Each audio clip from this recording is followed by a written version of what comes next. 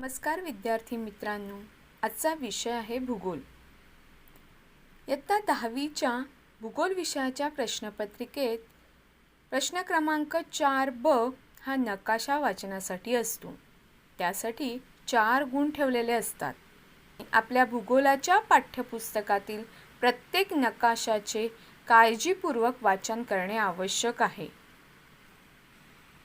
आज आपण आपल्या पाठ्यपुस्तकातील प्रकरण क्रमांक 3 प्राकृतिक रचना व जलप्रणाली यामधील आकृती क्रमांक 3.1 या नकाशाचा अभ्यास करणार आहोत. नकाशा वाचन करीत असताना कोणत्या गोष्टी काळजीपूर्वक पाहाव्यात याचा अभ्यास आपण इयत्ता 9वी मध्ये केला आहे. सदरचा नकाशा हा भारत प्राकृतिक या विषयाचा असून या नकाशामध्ये समुद्र सपाटीपासून ठिकाणांची उंची दाखविलेली आहे. यामध्ये अनेक रंगछटा वापरण्यात आलेल्या आहेत. हा नकाशा भारतातील प्राकृतिक विभाग दर्शवतो. आपण याआधी प्रकरण क्रमांक 3 मध्ये भारतातील प्राकृतिक रचनेचा अभ्यास केला. तोच अभ्यास या ठिकाणी नकाशाच्या स्वरूपात सांगण्याचा प्रयत्न केला आहे. पाहूया तर मग कुठे आहेत आपले हे प्राकृतिक विभाग. आपला पहिला प्राकृतिक विभाग होता हिमालय. हिमालय हा अतिउत्तरेकडे असलेला प्रदेश. हिमालय या हिमालयाचं हे आहे शेवटचं टोक. इथपासून सुरू झालेला हा हिमालय आपल्या आसाम अरुणाचल प्रदेशापर्यंत पसरलेला आहे. सदर भाग हा लाल रंगाने आपल्याला नकाशामध्ये असलेला दिसून येतो.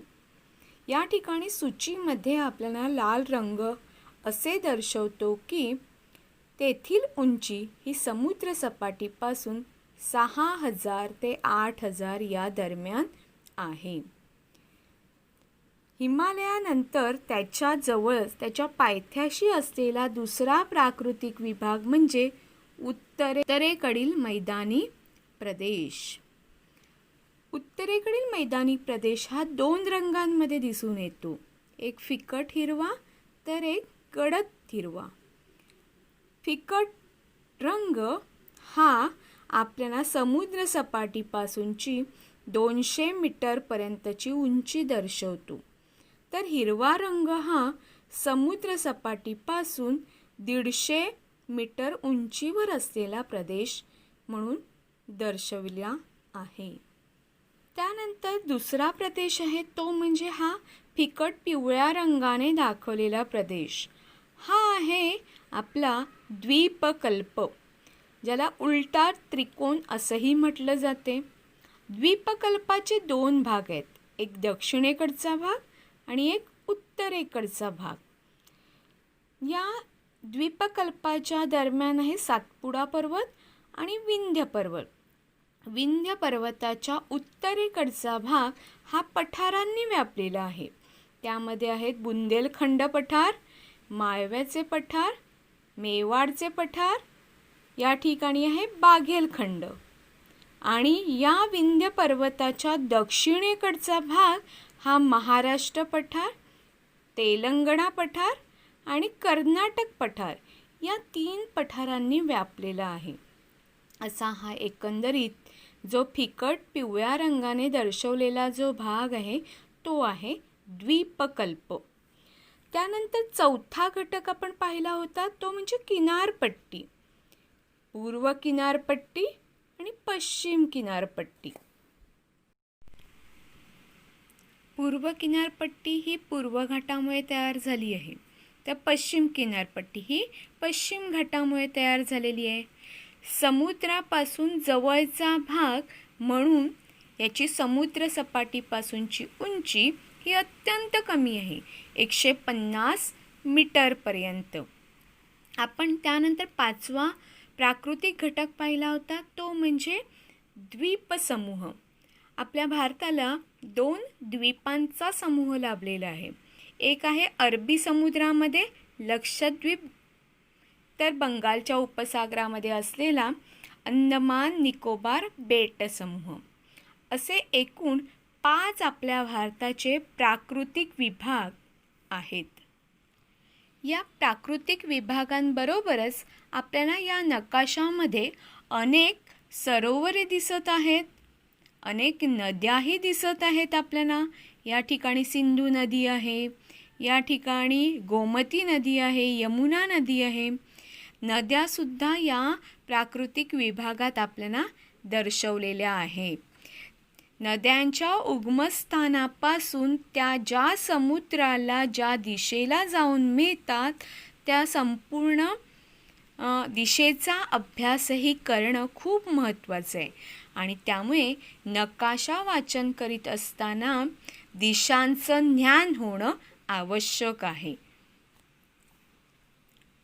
आता आपण या भारत प्राकृतिक या नकाशावर आधारित काही प्रश्नांची उत्तरे सोडवूया. कशा प्रकारचे प्रश्न विचारले जातात याची कल्पना तुम्हाला येईल.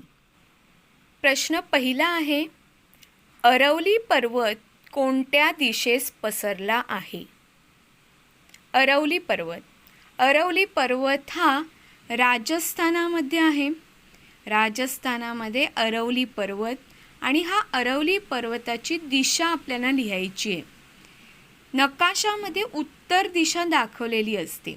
उत्तर दिशा ही वरच्या बाजूला असते, त्यामुळे ही उत्तर दिशा, ही दक्षिण दिशा, ही पूर्व दिशा आणि ही पश्चिम दिशा. पूर्व आणि दक्षिण दिशेच्या मध्ये असते आग्नेय दिशा आणि दक्षिण आणि पश्चिम दिशेच्या मध्ये असते नैऋत्य. त्यानंतर पश्चिम आणि उत्तर यामध्ये असते वायव्य आणि उत्तर आणि पूर्व यांच्यामध्ये असते ईशान्य दिशा. आणि त्यामुळे हा पर्वत या ठिकाणून नैऋत्येकडून ईशान्येकडे पसरत गेलेला आपल्याला दिसून येतो. त्यामुळे अरवली पर्वताची दिशा ही नैऋत्येकडून ईशान्येकडे आहे. दुसरा प्रश्न, अरवली पर्वत हा कोणत्या नद्यांचा जलविभाजक आहे? पुन्हा एकदा अरवली पर्वतामुळे नद्या 2 दिशेला वाहत जात आहेत.